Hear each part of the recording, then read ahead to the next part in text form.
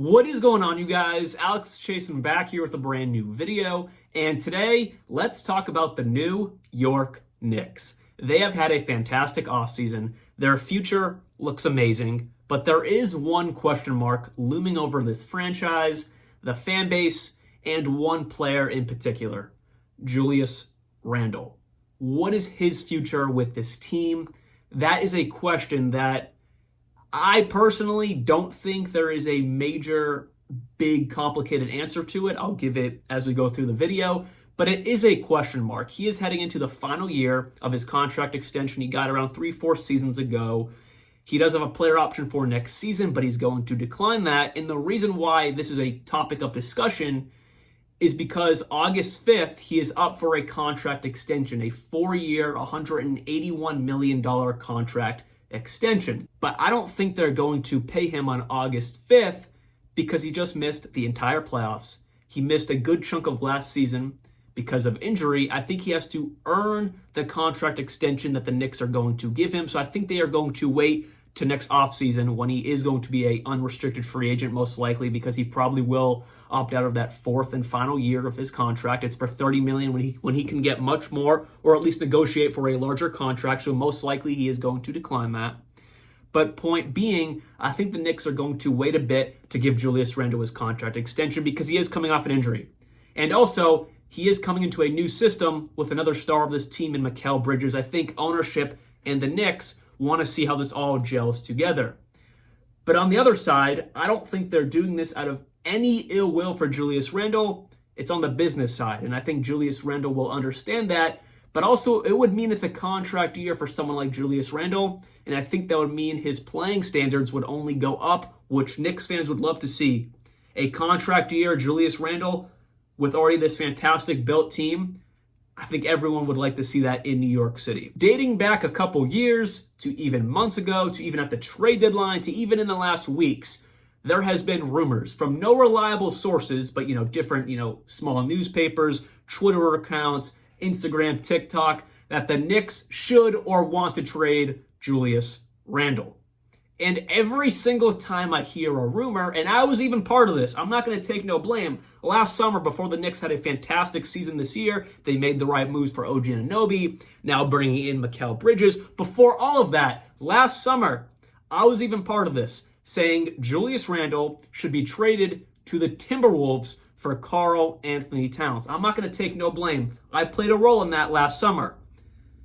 But the reason why that should be water under a bridge right now, for two reasons.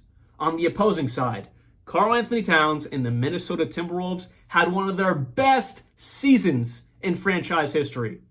Ever since Garnett was a Timberwolf, that 1 year with Jimmy Butler, Ant and Cat and the entire Timberwolves team had one of their best years ever. Why would the Timberwolves, who were in the Western Conference Finals, get rid of their second, third, whatever best player on that team? Obviously, he's their second best player. Maybe someone wants to make an argument for Rudy Gobert. Whatever, it doesn't matter right now. But why would the Timberwolves get rid of such a meaningful piece to their championship core? Their, wannabe championship core. Why would they do that?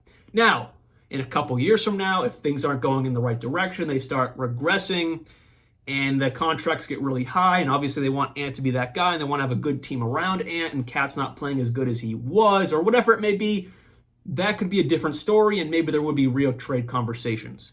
But why would they want to do that now when they're coming off one of their best seasons, and they're trending in one of the best directions? They had a good offseason themselves. They had a good draft. Why would they want to shake anything up? They don't. I don't believe that for a second. On the Knicks side, why would they want to trade Julius Randle, who chose to come to New York in 2019. I was doing research before this video, watching some real Knick reporters. All they do is make Knick YouTube videos. I was watching some of their videos because I wanted to hear what their insight was on the day-to-day Knick news. They're in it every single day. I'm not. I wanted to hear what they had to say. And more importantly, I went to the comments because that's where the real fans are. And everyone, for the most part, loves Julius Randle. And they are forever indebted to him because he chose to come to New York in 2019 when he could have gone anywhere. But he chose to come to New York, and it wasn't a great New York Knicks team. They had RJ Barrett. They had Reggie Bullock. Alfred Payton. This wasn't a super team like it's forming into now. He chose to come to New York to be that number one option. And he also took that New York Knicks team in his early days in New York City to the playoffs. And RJ Barrett was the second best player. And Knicks fans are forever grateful for that. And what does that have to do with now? Because ownership, James Dolan, quotes right here, James Dolan, quote unquote, loves Randle. He's a huge Randle fan. He notoriously loves Julius Randle. He loves Randle. He loves that Randle chose New York. He loves his game. He loves the way he plays. You see those quotes? You hear those quotes? He loves Julius Randle. And I think when he says that, he means it, but he's also speaking for 80-90% of Knicks fans. And I think his play style will work perfectly with what's around him now. When he came to New York, he had to be that number one option. But when Jalen Brunson came to New York, it took a little bit of time, but he realized, all right, this can be a 1-2 punch. And then he realized again that, nope, Jalen Brunson is a superstar. He is a top 10 player. He formed into that. I can take a step back. Now, you bring in OG Anunoby. We saw that month of January. They were the best team in the NBA. Would they go 15-2 when they first got OG, relatively, in the beginning of OG Anunoby's time in New York? And who was part of that also? Julius Randle. And then he went down and it all kind of... Obviously, they had a great finish to the season, but not as good as they could have in the playoffs. They get bounced out by the Pacers. But imagine if they had Julius Randle. In that Pacers series, the Knicks were gassed, tired. They could form nothing because there was no presence in the paint. And imagine if Julius Randle was there. The threat in the paint, they could have kicked it out for more three-point opportunities. His presence is immensely meaningful to this team because he can space the floor. He can also attack. And they didn't have that for the playoffs or the back end of the season. So to finish off the Julius Randle side of things, he is up for a contract extension on August 5th. I don't think he's going to get it, not because New York hates him. Everything you just heard is the complete opposite of that, because they want to see what he can do, because he is coming off an injury. And I think it is smart on the business side of this sport, because at the end of the day, it is a business, to see what he is this year. And on top of that, to see how he fits with Mikal Bridges and a full year of OG Anunoby, another full year with Jalen Brunson, Mitchell Robinson down low. This entire team, I think it's reasonable because you are going to pay him a good amount of money. But one thing that is a real positive, and I've heard this a few times, so I'm not the first one saying this, Jalen Brunson took a massive contract extension, $113 million less than what he could have got in his max extension. And that is your number one star doing that. Talk about a team player. What do you think the rest of the team is going to do? You think Julius Randle is going to demand his max money? Probably not, and if he does, then yeah, he'll walk. But the way everything has been flowing, it seems like, obviously the Knicks want Julius Randle, and it seems like Julius Randle wants to stay in New York. He seems excited to play around another star, Mikal Bridges. See how excited they were when they brought in OG Anunoby? That team was awesome. And I'm a Celtics fan. That team was fun to watch, I'm not going to lie. So my point is, I think Julius Randle, because Jalen Brunson set the tone, Julius Randle will take less money. In a couple of years, I think Mikal Bridges will take less money. I think Jalen Brunson set the tone for the rest of these stars to take, and that is awesome.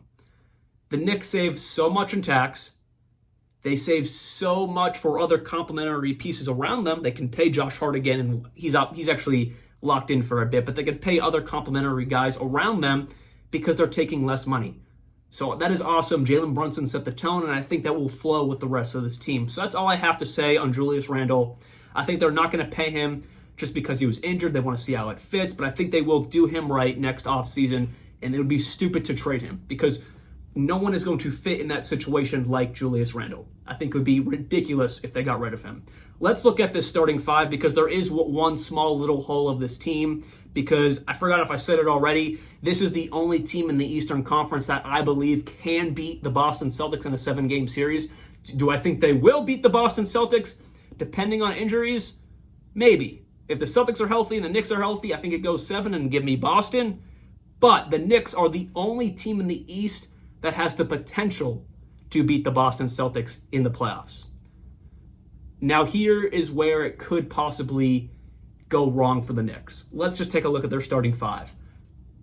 Projected starting five. Jalen Brunson at the 1, Mikal Bridges at the 2, OG at the 3, Julius Randle at the 4. At center is where there's a question mark. No doubt in my mind, Mitchell Robinson starts, but how often is he going to be on the court? That was the one question mark for the last couple years, is where is Mitchell Robinson?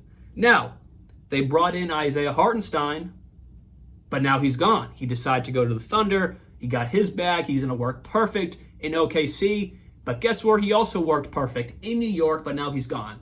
Their backup center is Jericho Sims.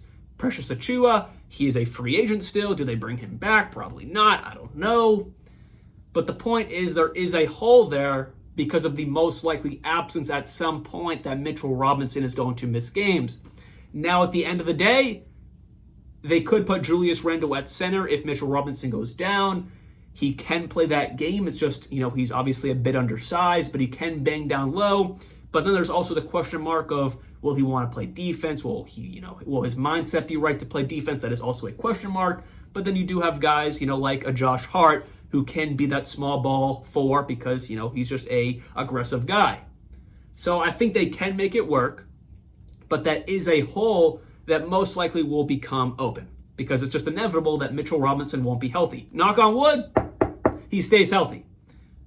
But I just don't think we've seen that enough to be like, yes, this is the year he'll be healthy and he won't be out. But if he is healthy, that defense is going to be impeccable. You have Mikal, OG, and Mitchell Robinson all in the starting unit. Julius Randle's not bad. He just has to really mentally buy into defense to be really good. But when he does, he's a fantastic defender as well. That starting 5, except Jalen Brunson, not the best defender, but, when he locks in, he can be serviceable. That starting 5 is going to be lethal on defense if fully healthy. So I would say the only hole on this entire team is their backup center, because I promise you, Jericho Sims is not him. No offense to Jericho Sims, but you're not getting the job done, buddy. So that is the only question mark. Who is the backup center? Is it Precious Achiuwa? Do they sign and trade him? Do they go out and get someone else? Because there's not many good guys left on the market. What do they do? But at the end of the day, the Knicks are in a fantastic spot. I said this in the video I made about the Mikal Bridges trade. If they don't retain OG Anunoby, this team is basically the same team as last year. Yes, Mikal Bridges is a bit better offensively. He's a better one-on-one player, can create his own shot better. But still, it's not a major upgrade. It's an upgrade, but nothing crazy. But the fact they were able to retain OG Anunoby, they still have, and they got him on a super cheap contract extension in Jalen Brunson. Things with Julius Randle seem all positive. I know the deal most likely won't be getting done on August 5th. They're going to wait to next offseason, but both parties seem to have no problem with that. So he's in a good headspace. He's excited to be on a winning team. Everything is looking really darn good for this Knicks team. There's just a couple little tweaks.